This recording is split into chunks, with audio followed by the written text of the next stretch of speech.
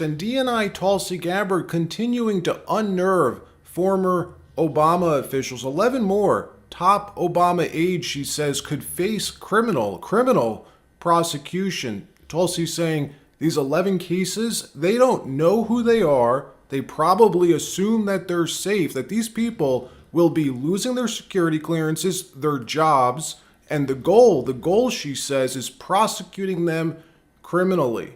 Also, President Trump unveiling his new plan to revitalize the U.S. housing market. If you own a home, you're going to want to hear what he just proposed. And new job numbers dropping this morning. How Powell really is too late. Isn't it funny, by the way, how these job numbers and job revisions dropped the same day Trump's reciprocal tariffs go into effect? Of national intelligence. Oh, where's Tulsi? She's like hotter than everybody. She's the hottest one in the room right now because she found out with certainty. I think we knew it before, in all fairness, Tulsi, but now you have certainty. She has all the documents. She has everything that you need. And she found out that Barack Hussein Obama led a group of people and they cheated in the elections, and they cheated without question. It's not even a quote. Would you say there's even a little question there, Tulsi?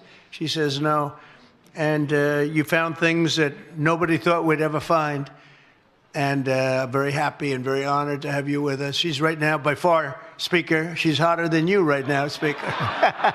So Trump's been back in office for more than 6 months. 6 months for us to gauge how well the administration's doing, how well his cabinet is doing. There's 15 cabinet heads, each of whom run different parts of the U.S. government. Some are doing a lot, making a lot of progress, advancing Trump's agenda, while others, not so much. One of them, though, who's doing a phenomenal job is Tulsi Gabbard, Trump's DNI, the top intel officer in the entire U.S. government. Yesterday, Tulsi declassifying the full John Durham Russiagate report. Let's just reflect on the fact that special counsels, as far as I'm concerned, are complete wastes of taxpayer dollars. It turns out we spent millions on John Durham to investigate the investigators of Russiagate for years. We were led to believe that John Durham would uncover the truth about what really happened with Russiagate, that he was this dogged prosecutor, that he prosecuted CIA after the Iraq War, went after CIA officials who deleted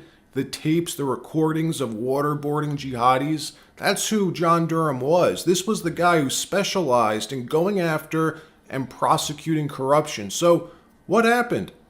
Well, when the Durham report finally dropped, it was unexpectedly muted, right? A ton of redactions in the report. Congress even brought him in to testify publicly, but he kept saying the DOJ instructed him not to share that in a public setting. So each question that the Republicans would ask, John Durham would say, I'll have to talk to you after the hearing in private to give you that information. So we learned nothing. So millions of taxpayer dollars spent on Durham's special counsel investigation, years of time and resources, wrapping it up and releasing the report finally in May of 2023.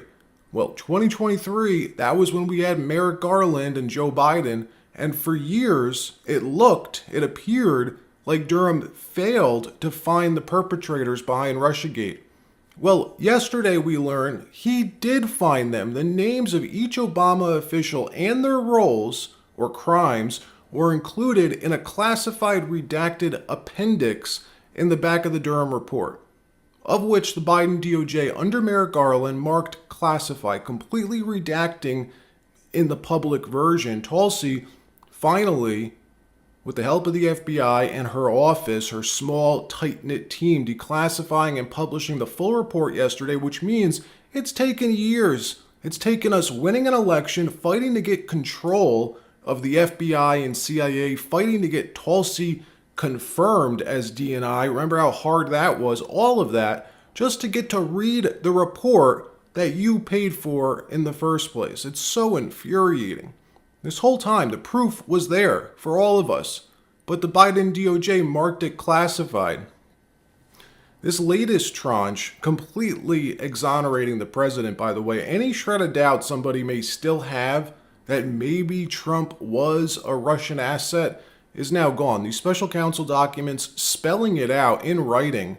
Trump posting on Truth Social this morning, the Russia hoax is now totally undisputed. The facts are all there in black and white. It is the biggest scandal in American history. The perpetrators of this crime must pay a big price. This can never be allowed to happen in our country again. You'll wonder why they tried to kill her nomination. Tulsi telling Megyn Kelly, this is just the beginning. They have 11 additional people, top officials of the Obama administration, who are their sole focus now and may soon, she says, soon be facing prosecution. Watch. You've referred 3 people now to DOJ for criminal prosecution. Do you think they will be prosecuted? That's the goal. That's the goal. And the only way we bring 11 about cases accountability is by doing the work of conducting these investigations. The Department of Justice and the FBI obviously have different tools that they can use in order to find the truth and to seek out that evidence so that we can actually prosecute these crimes. Do the people know they've been referred? Like, do they still work here? In some cases, they know. In other cases, they are likely not aware. We have another 11 cases that we are still conducting our own internal investigations around. Some will be sent to the Department of Justice for further investigation and prosecution for criminal charges, because it is a crime, it's a federal crime.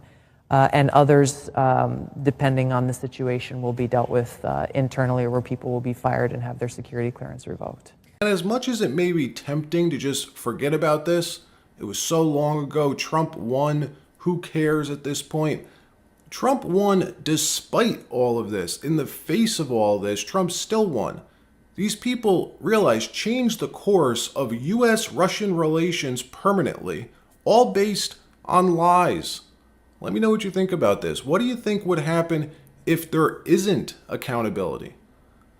In another story, the president floating the idea of eliminating capital gains tax when you sell your house, making this announcement this morning when taking questions about revitalizing the U.S. housing market. Watch this awesome idea. Watch. Mr. President, I want to follow up on the housing question. Yeah. We've got no tax on tips, no tax on overtime, no tax on Social Security. How important is it we have no tax on home sales, capital gains, to unleash the housing market in this country? Well, we're thinking about that, but would also unleash it just by lowering the interest rates. If the Fed would lower the rates, we wouldn't even have to do that. But we are thinking about no tax on capital gains on houses. This is a wonderful, wonderful idea. I'm always for more tax cuts, but the capital gains tax is pernicious, a pernicious tax, especially for homeowners and home sales. Why does the government think they're entitled to 20% of your property, of your house? All of this thanks to Jerome Too Late Powell, by the way, who refuses to cut interest rates, artificially fixing the night rate, making all types of credit more expensive, including mortgage rates. If you're a homeowner and you have a mortgage with a low fixed rate, why would you consider selling right now? You wouldn't, which is why the housing market's so screwed up with the hit that you'd take on capital gains, plus buying a new house and dealing with the high mortgage rates. It makes more sense just to stay where you are. Well, eliminating the federal capital gains tax, that would be a game changer. Today, if you sell your house at a profit, you owe a 20% capital gains tax federally on the profit of the sale, not to mention the state capital gains tax if you live in a blue state. This is the best idea I've heard personally on how to fix the current housing market. Much better, much better than Utah Senator Mike Lee's idea to sell off our national forests, to clear cut our national forests to build affordable housing. Meanwhile, new job numbers released this morning by the Labor Department showing a gain of only 73,000 jobs last month, much lower than expectations. Additionally, the last few months were revised lower as well. This is bad news for the labor market, and it makes you think, did Trump know about this? The NASDAQ down about 200 going. 73,000 jobs. 73,000 jobs created in the month of July. Number just coming out. And that's total. 4.2% is the unemployment rate, right in line with expectations. Here are the numbers. For the month of July, jobs came in at 73,000. That was lower than the expectation, which called for 110,000 jobs. The unemployment rate right in step with expectations at 4.2%. Steve Moore, your reaction. Look, I think this is all a result, this disappointing number is a result of all the turmoil over tariffs and the trade wars. And Realize when Trump calls Powell too late, that phrasing, when focused on a Fed chair, has to do with their policy. The Fed watches the labor market very closely. It's half of their mandate, maximizing employment while minimizing inflation. Trump's been calling Powell too late, saying cut rates before you're too late. That phrasing comes back to the labor market, because once the job markets crack, once unemployment starts really rising, it's very difficult to reverse. Fed chairs have historically been extremely careful not to wait too long. Well, with these revised job numbers, it looks like the Fed may very well be too late. Trump writing on Truth Social today, Jerome Too Late Powell, a stubborn moron, must substantially lower interest rates now. If he continues to refuse, the board should assume control and do what everyone knows has to be done. The president's been calling Powell too late for 6 months. It seems like he may be right again.